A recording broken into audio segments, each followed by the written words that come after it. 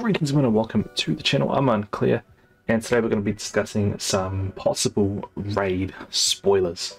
So, if you don't want to hear any raid spoilers, I will give you 5 seconds now to click off the video. Alright, if you have stayed, that means you want to see the raid spoilers, or at least hear about them. I don't have any video footage for obvious reasons.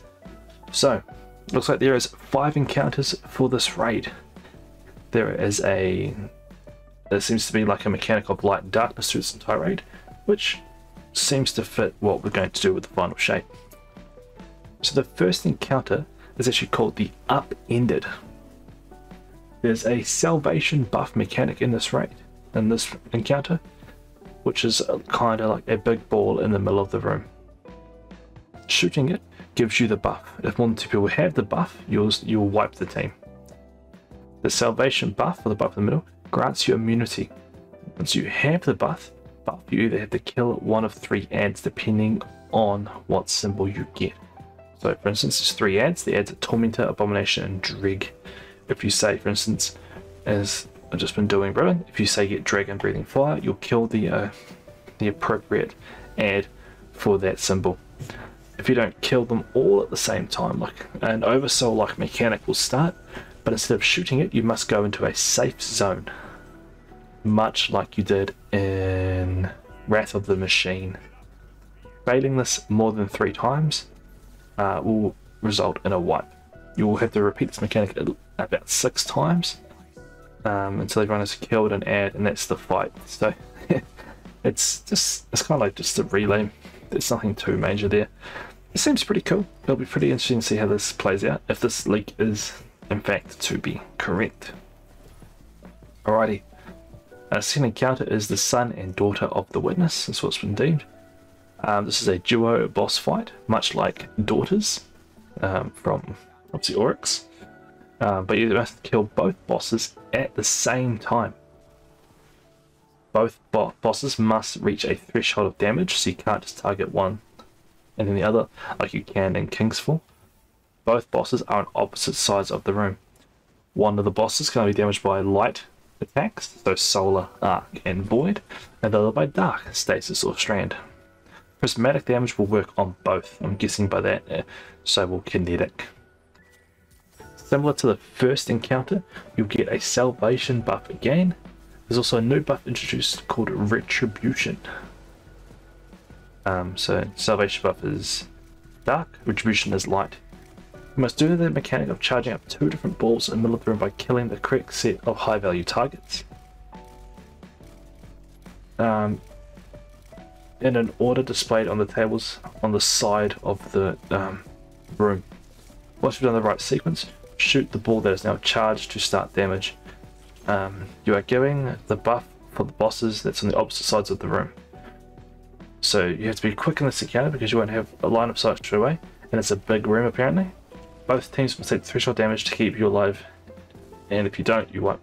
You have 5 to 6 phases before they might rage apparently. So it looks like you have to get a buff, charge the buff, get into damage phase. So it's 2 teams of 3, looks like they're doing the raid bosses. So it looks like 2 strike teams pretty much. So you go and you charge the buff up, come to a specific point, depending on your light and darkness, you then do the damage, which is pretty cool. That sounds like a fantastic encounter. Alrighty. So this next encounter, crazy spoilers. Encounter 3 is called Freeing the Winnower. As shown in the final mission of the DLC. The Viola stops you from reaching the Tree of Silver Wings, letting the witness trap the Winnower in the final mission and starting the final shape. This is a mechanic heavy fight. Think of Vault from Last Wish, but 10 times harder. Each player is transported to their own prison cell, and someone in another cell has to do a mechanic to free each other. It's like a puzzle room.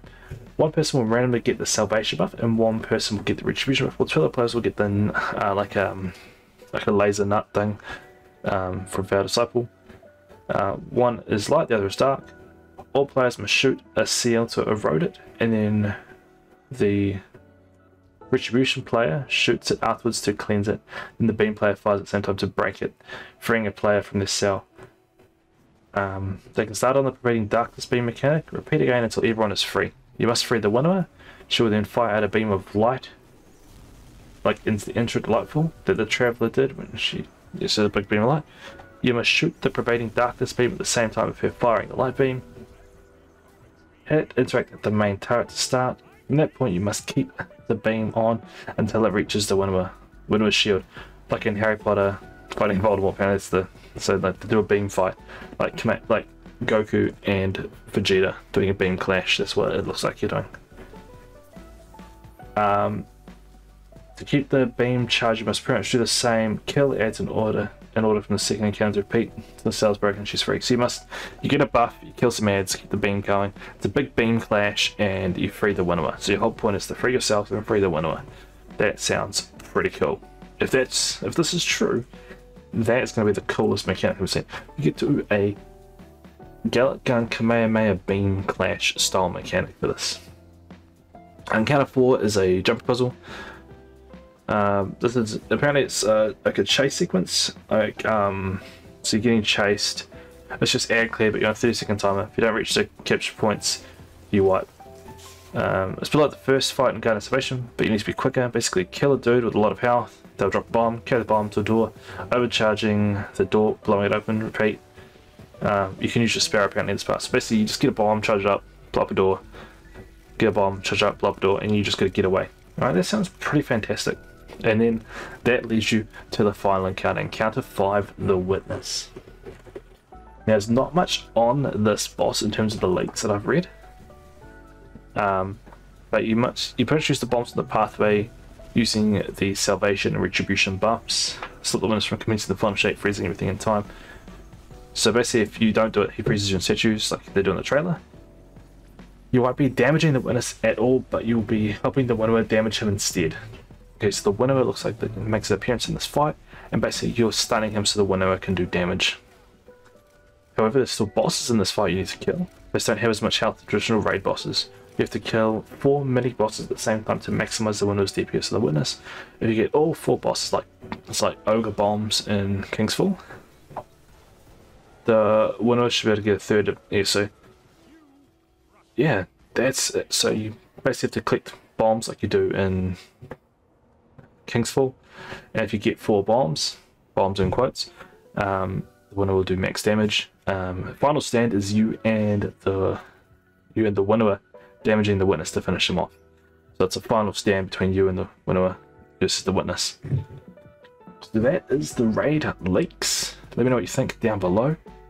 If this is true, which would be crazy if it's not. These leaks are pretty nuts. That is seriously going to destroy the raid race. But hey, information's out there.